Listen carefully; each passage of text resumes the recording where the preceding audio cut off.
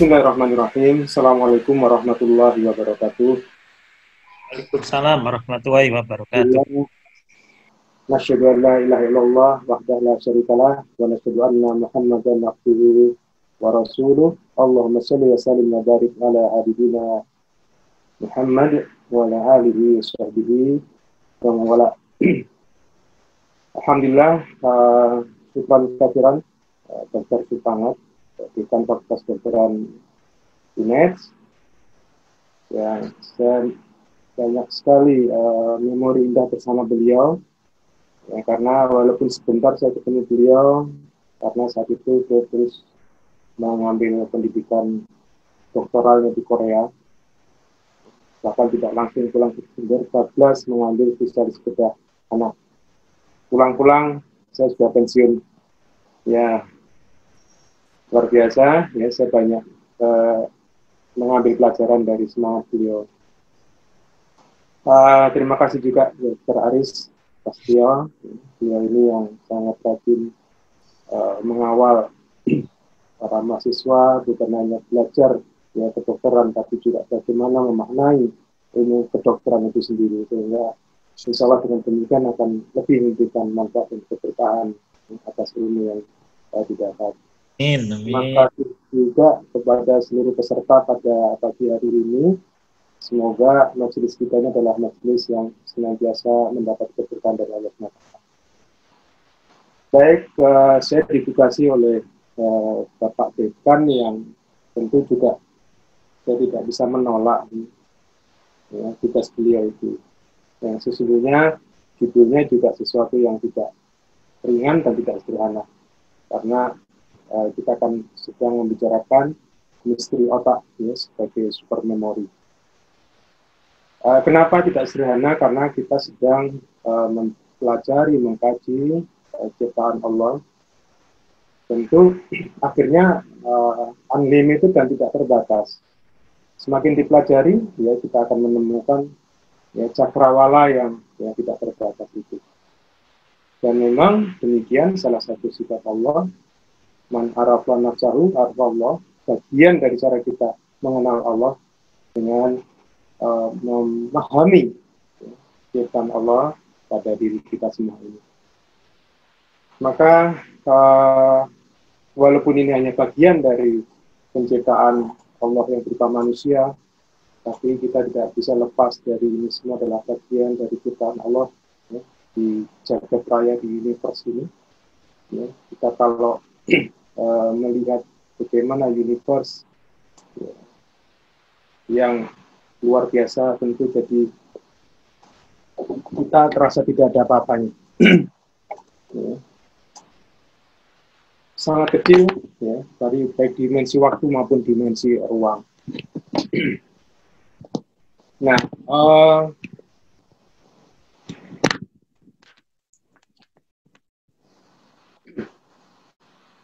kalau kita ke Masjidil Haram ya, beberapa tahun terakhir ini kita bisa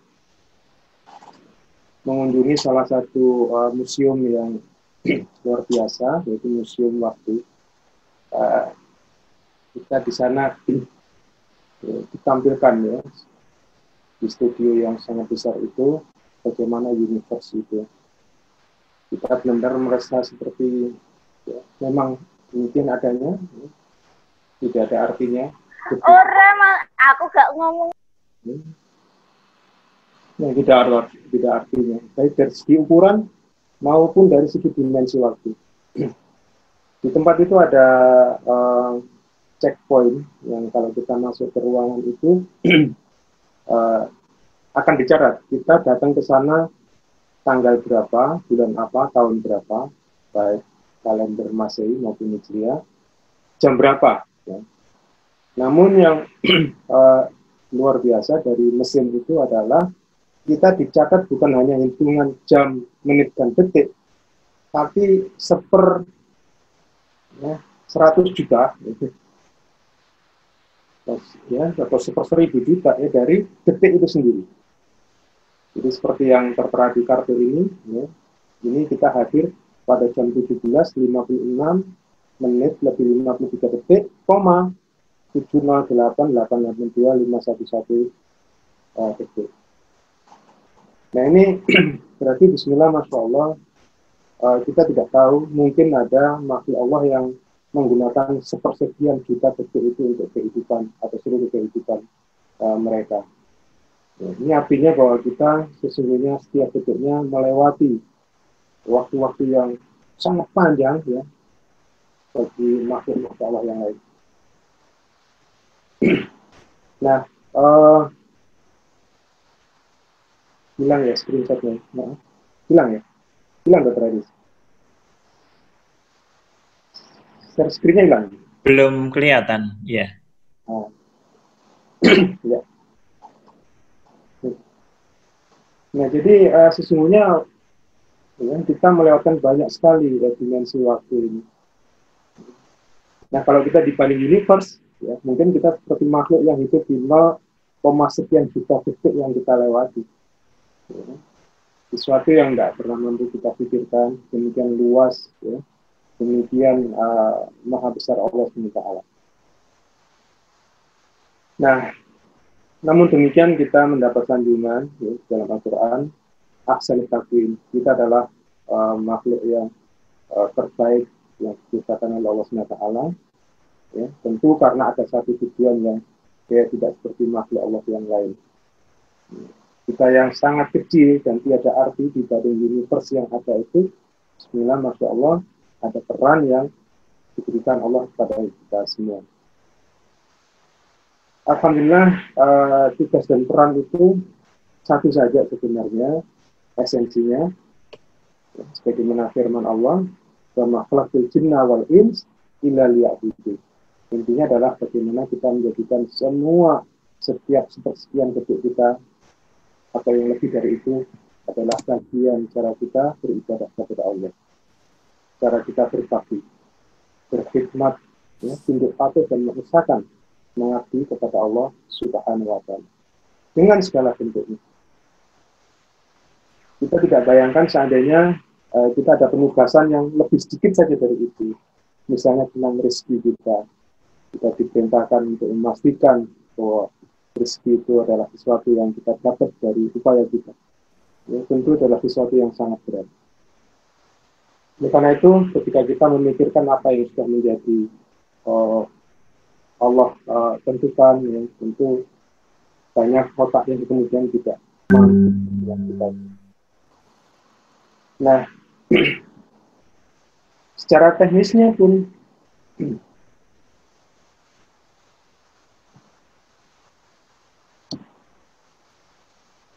tidak mau jalan. Sudah ini kita share screen kan, Dr. Dwi? Oh gitu. Oke. Ya. Berikutnya.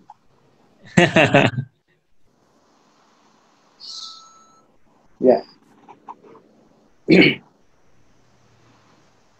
Nah, maka kenaifan kita, kelemahan kita, berbagai kekurangan yang kita miliki ini, ya, ternyata Allah memberikan message yang luar biasa, karena ini di arti khalifah, bahwa kita adalah termasuk yang oleh Allah dijadikan wakil untuk memakmurkan, menyelamatkan, membahagiakan, ya, membangun keimanan dan amal soleh, serta menegakkan kebenaran kesabaran di muka bumi. Ini yang menjadi misi ya, dari umat manusia itu. Slide. Slide. Slide. Ya. Ada yang kelewat mungkin? Enggak ya? Oke, baik.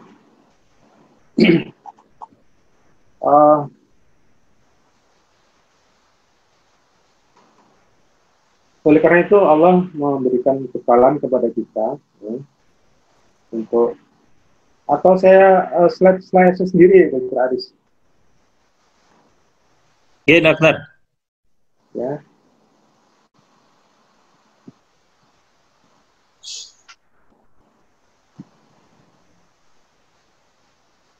Ya, ini ya. Oke. Belum terlihat, Dr. Dwi. Oh, malah belum terlihat ini. Iya. Bentar. Bentar. Bentar. Share screen. Share. Oke. Ini ya. Ye, sampun, ye. Oh, apaan? Suaranya Dokter Dwi kurang jelas ya. Kurang jelas. Ini sekarang ini. Ya. Ini ya. Oke, baik. Nah, untuk itu Allah berikan bekalan yang luar biasa. Salah satunya adalah struktur yang memungkinkan kita bisa menyimpan memori. Dan ternyata bagaimana Allah menciptakan salah satu organ yang menyimpan memori yang sangat banyak ini, ya, dipilah-pilah sedemikian rupa. Ada memori yang sifatnya eksplisit, ada memori yang bersifat implisit. Itu ternyata Allah sediakan ruangan yang berbeda masing-masing itu. Jadi untuk memori yang bersifat kita bisa melihat fakta, ya, kenyataan, kejadian, itu oleh Allah ya, disediakan di otak kita itu di lobus tempora. Nah, maka kalau juga digambarkan di dalam Al-Quran itu, mereka-mereka yang tidak bisa melihat fakta, tidak bisa melihat kebenaran, tidak bisa melihat realitas, itu digambarkan kan umum, bahum layar jiwa. Ada bagi mereka itu karena disorientasi. Dan lokasi tuli, ya, bisu, ya, buta, itu di sekitar area-area itu. Jadi alam sejauh ini bersesuaian dengan apa yang dunia medis pahami begitu. Area-area itu untuk menyimpan ya, memori-memori yang bersifat deklaratif. Yang non deklaratif ya, itu disimpan di tempat-tempat yang lain. Gitu. Misalnya ketika kita memiliki aktivitas yang sedemikian rupa repetitif, ya, skill, ya, itu disimpannya juga di tempat yang berbeda. Di striatum itu memungkinkan bahwa sesuatu yang repetitif itu akan menstimulasi area sana. Itulah mengapa kita juga semacam meyakini bahwa olahraga yang repetitif, ya, gerakan kanan kiri, ya, itu memberikan efek yang positif ya pada area itu. Misalnya anak-anak sekolah yang berangkatnya itu jalan kaki atau bersepeda itu diyakini memiliki kecerdasan dan konsentrasi yang lebih dibanding mereka yang berangkat sekolah, ya, naik motor, naik mobil, ya, diantar seperti itu. Ada stimulasi yang luar biasa di benak. Kemudian juga di neokortex itu beda lagi, dia menyimpan memori yang bersifat primary memory. Nah, di sistem pendidikan tradisional di pesantren misalnya, bagaimana Al-Quran itu dihafalkan, dipelajari, dibaca, ditulis, ya, kemudian dengan hanya satu kalimat yang di depannya, itu dia bisa meneruskan ayat-ayat berikutnya, itu adalah salah satu bentuk. Dan itu oleh Allah SWT disimpannya juga tempat yang berbeda. Nah, termasuk juga refleks yang dibutuhkan oleh manusia dalam kehidupan sehari-hari. Itu ada pathway-nya, ya, yang sedemikian rupa sehingga ketika diperlukan itu cara memanggilnya itu lebih mudah.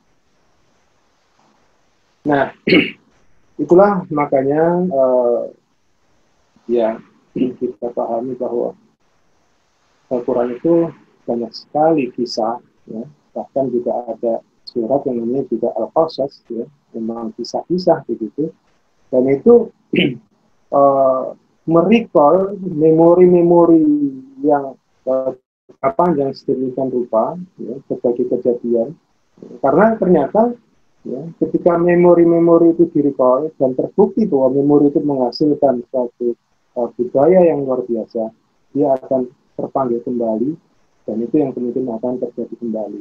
Bagaimana yang disampaikan Dr. Suparna tadi, betapa beliau merecall memori-memori kejayaan, memori-memori semangat belajar, meneliti dari umat ini sedemikian rupa. Ya, itu penting karena ini semua akan membuat umat ini kembali ya, mengimplementasikan hal itu semua. Nah, termasuk Surat Qasas ini kisahnya kan sangat-sangat luar biasa begitu. Ya, ketika umat ya Islam ya, yang kata saya Nabi Musa ya, dengan problem yang sangat sistematik dan kompleks gitu, menghadapi kekuatan yang unlimited, menghadapi kekuatan ekonomi, kekuatan politik, ya, berbagai hal gitu. Tapi bagaimana kemudian ya, Nabi Musa berhasil bangkit dan menunjukkan kalimat Allah ya Allah. Nah ini bagaimana pentingnya merecall dari memori-memori yang baik itu. Jadi memori ini tentu diawali dari pembelajaran. Kita oleh Allah disediakan banyak sekali pintu gerbang pembelajaran. Ya, ada panca indera kita itu semuanya merekam berbagai hal yang diperlukan dalam kehidupan kita itu. Maka bagaimana upaya pembelajaran kita itu bisa kita simpan baik ya, dalam memori yang ada di otak kita, menjadi knowledge, dan bahkan bagaimana ya, itu kemudian menjadi budaya, kebiasaan, ya, adat yang sangat baik ya untuk kualitas kehidupan. Nah, jadi otak yang tadi digambarkan oleh saudara kita yang membuka acara itu ya, otaknya kecil, tetapi fungsinya memang sangat banyak, dan ternyata ya, di setiap permukaan itu memiliki tugasnya masing-masing. Ya, berbagai memori itu tidak disimpan di tempatnya yang masing-masing. Ya, jadi klaster-klasternya itu sedemikian rupa rapi. Ya. Nah, seberapa besar sebenarnya kemampuan otak manusia itu? Jadi ada di antara manusia ini yang disebut mnemotik itu, dia ini bisa menghafal atau memiliki high ya, sensory superior ya, autographic memory. Di India itu misalnya ada Pak Rajan namanya, itu dia bisa menghafal konstanta pi ini sampai 30.000 desimal di belakangnya. Gitu. Ya, kalau kita menghafal cukup 3,14, ya konstanta pi itu ya bersyukurlah ya, supaya otak kita tidak dipenuhi dengan hal-hal yang mungkin tidak perlu gitu ya, untuk sebagian kita. Tapi otak manusia ternyata memungkinkan untuk ya itu gitu. Jadi 30.000 itu dia bisa hafal gitu. Angka-angka desimal di belakang konstan tadi. Bahkan kalaupun kita menyebut salah satu di tengah saja, misalnya angka 127, maka dia bisa menyebut di belakangnya 145, 26, dan seterusnya. Gitu. Nah itu kapasitas yang ternyata bisa terjadi pada otak manusia itu. Ya. Walaupun ketika orang memiliki kemampuan seperti itu, ada juga yang tidak berhasil mengoptimalkan ya fungsi-fungsi tersebut. Ada yang kemudian susah tidur ya, karena dia begitu banyak informasi yang dia dapat dengan mudah dia hafal. Ya, ada yang kemudian sampai dia tidak bisa tidur kalau belum membaca, dia membaca buku Harry Potter, tapi membaca terlalu ringan bagi dia, bahkan dia ingin menghafalkan 6 atau 7 buku Harry Potter itu. Nah ini sebuah gambaran bagaimana ternyata kapasitas otak itu jauh daripada yang bisa kita bayangkan, bahkan bagaimana universe ini. Nah, maka dalam teori penyimpanan memori itu diyakini bahwa tempat-tempatnya memang berbeda. Ada yang short term memory, ya, itu ada penempatannya sendiri di situ. Kemudian untuk yang long term juga ada tempatnya sendiri, karena nanti cara memanggilnya berbeda. Gitu. Ada yang short term memory itu sedemikian rupa, akhirnya dia dipindahkan ke long term, ya, karena penggunanya tidak serepetitif yang short term misalnya. Atau ada juga yang tadinya disimpan di long term, itu bisa kemudian disimpan di area short term, gitu, karena ada pengulangan. Nah ini sedemikian rumit ya apa yang terjadi di organ otak kita dalam menyimpan memori. Nah dalam menyimpan data-data itu, ya, maka harus diatur sedemikian rupa ya, agar memungkinkan direkol begitu. Maka ada yang pembelajaran sifatnya ya, full conscious, ya, penuh dengan kesadaran dia melakukan input, ya, memori, ya. Ada yang memori-memori itu kita pelajarinya secara unconscious, tidak sadar kita bahwa kita ya, melakukan simulasi, dan itu semuanya disimpan oleh otak, ya, di tempat-tempat yang juga berbeda. Nah, yang ada penempatan khusus itu adalah working memory, yaitu memori yang diperlukan dalam keseharian kita, kegiatan kita sehari-hari itu. Nah, itu punya tempat khusus, karena ini diperlukan ya, setiap saat, sehingga kita bisa makan, minum, ya, kemudian ke ruang-ruangan di rumah kita, pergi ke kampus, itu dengan mudah begitu, karena ya, ini adalah keseharian kita yang kita gunakan. Itu ditempatkan secara khusus. Nah, kalau ini penempatannya di tempat yang agak jauh, ya, tentu merekolnya susah begitu. Tidak bisa dibayangkan ketika kita mau ke kampus, kita sudah terbiasa belok kanan, karena ini letaknya di dalam, ya, itu merekolnya lambat begitu. Ini kita terlambat belok begitu yang menuju kampus.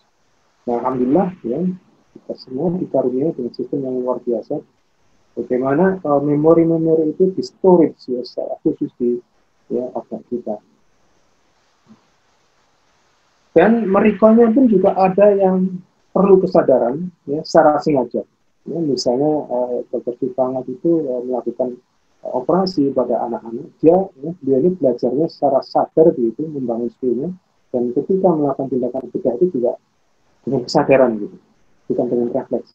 Jadi itu memang merekolnya juga dengan conscious.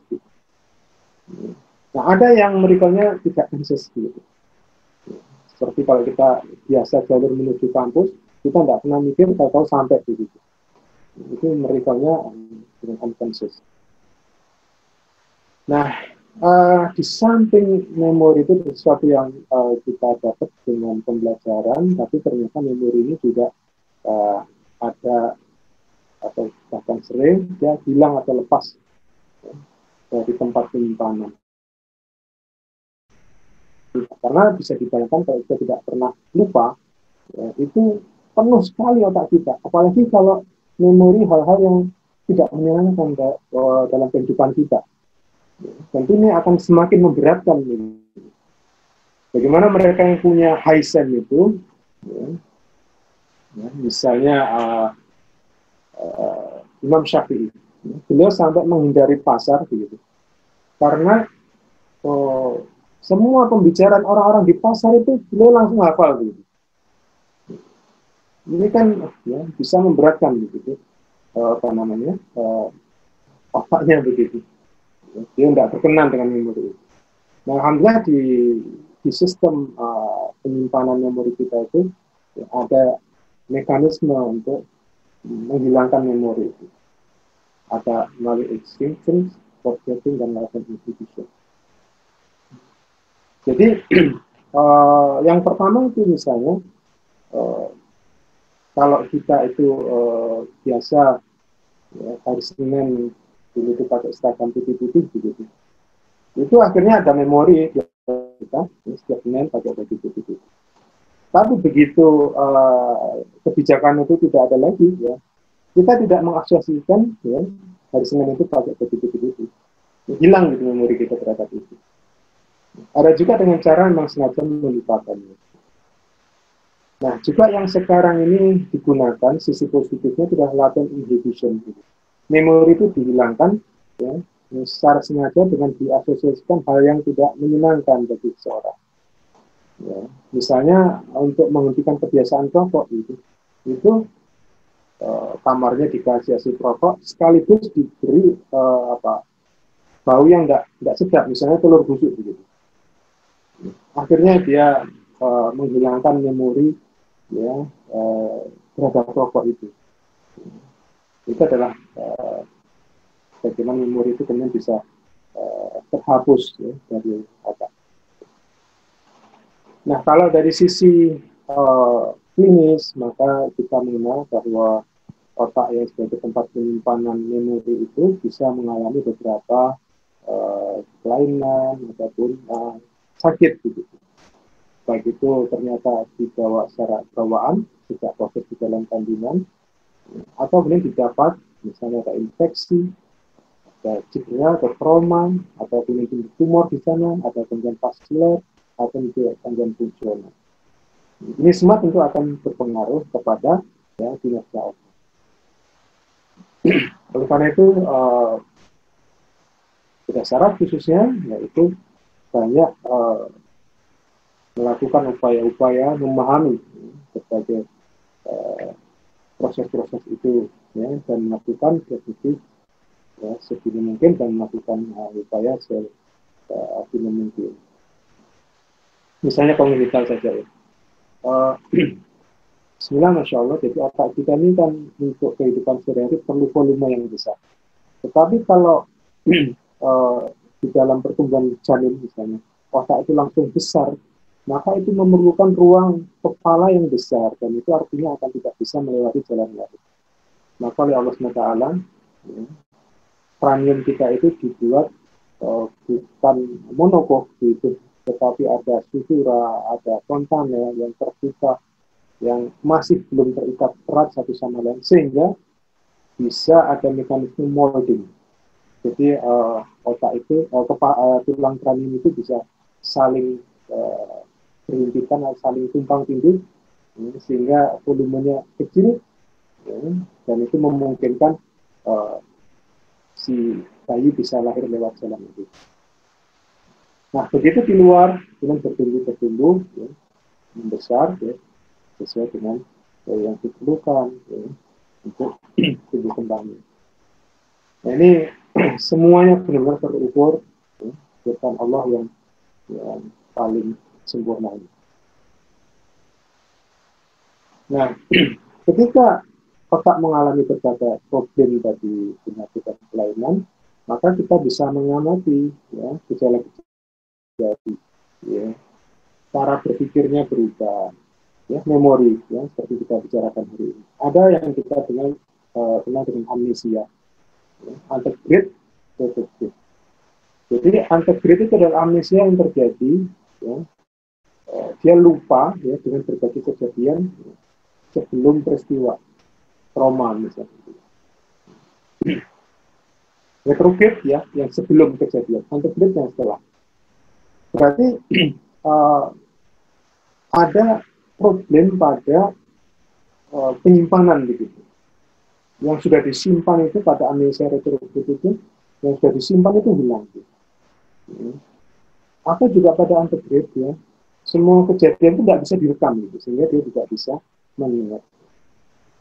Nah, ini ada gangguan bicara, ya, gerakan, dan bahkan juga kesadaran.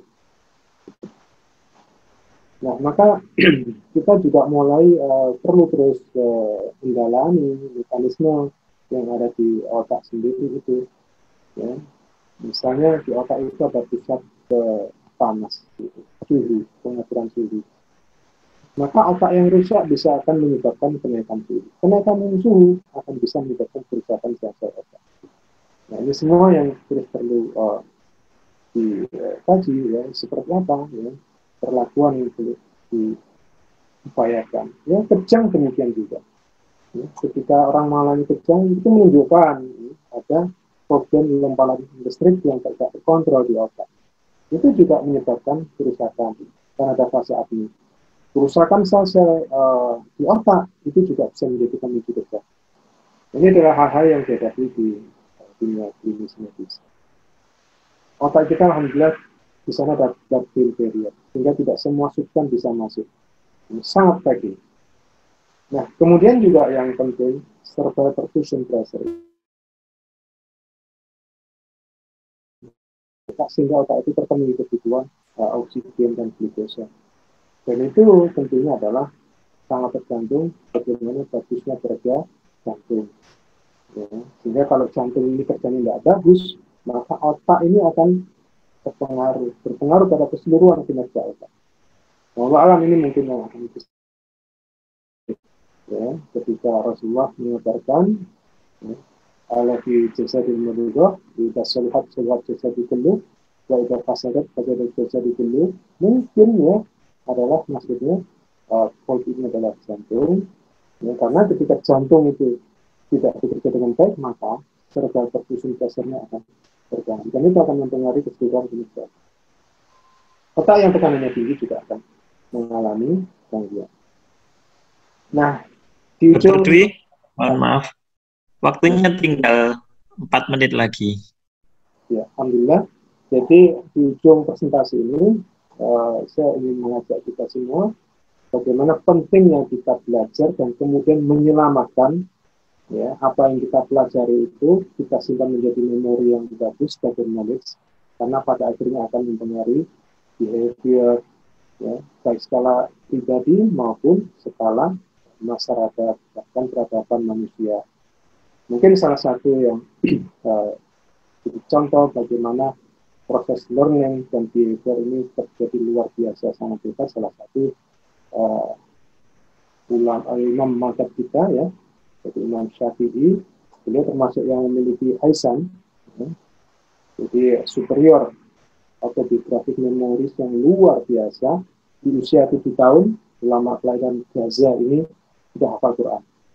Ya, dalam usia 10 tahun, beliau belajar di Madinah dengan Imam Malik, maka dalam 9 malam saja telah hafal kitab Muwatta. Beliau bisa memanah ya, sekaligus ya, 10 anak panah tepat di sasaran. Dan apa yang kemudian beliau ucapkan dengan berbagai hal yang telah dilakukan luar biasa mempengaruhi peradaban manusia ini. Beliau bilang, saya senang kalau ilmu ini bisa diamalkan oleh umat manusia dan mereka tidak memuji saya.